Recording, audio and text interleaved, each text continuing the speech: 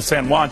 All right, former Puerto Rico Governor Luis Fortuno is calling for Puerto Rico to be able to declare Chapter 9 bankruptcy. Now, Governor, what that would involve is having the same rights that a number of U.S. municipalities, cities have to declare bankruptcy so they can reorganize their finances. Right now, Puerto Rico doesn't have that right. The president's pushing it. Many in Congress are against it.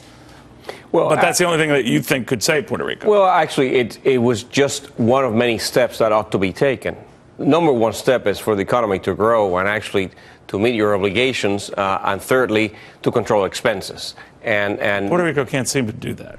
Well, the last guy who tried it is seated right here, and he's in legal practice again. Okay. So not easy. What did you run into? You ran into a buzz, so every time you wanted to control pensions, every time you wanted to control growth, public worker hiring, because now that's the static control.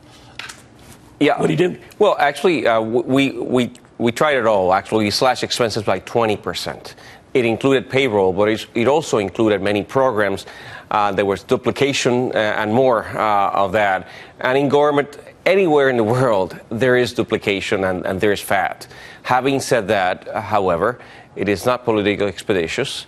But it has to be a combination. And I would say that the underlying problem here is an economy that in the last 10 years has only seen any growth in about a year and a half between 2011 and 2012. Other than that, it didn't grow.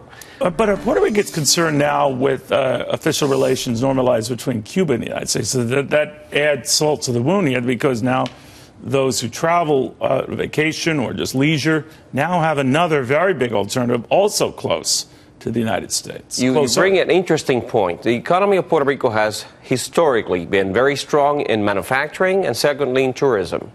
It's so easy because you don't need a visa or a passport 4 hours away, less than 4 hours away from New York. Extremely easy. Every American tourist will want to visit Cuba at least once. That's just the way it is. However, the infrastructure may not be there yet, so Puerto Rico has still a window. It better use it properly, though. But Cuba doesn't have a rainforest. You do.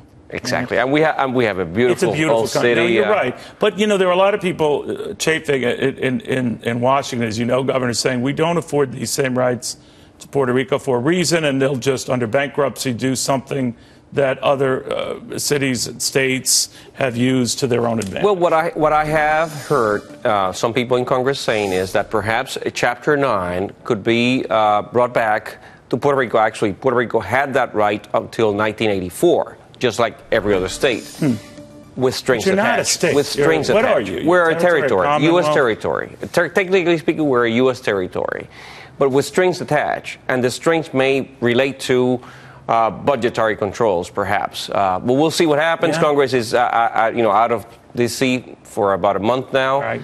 What happened? God knows what will happen. Month of Puerto Rico's life here. Exactly.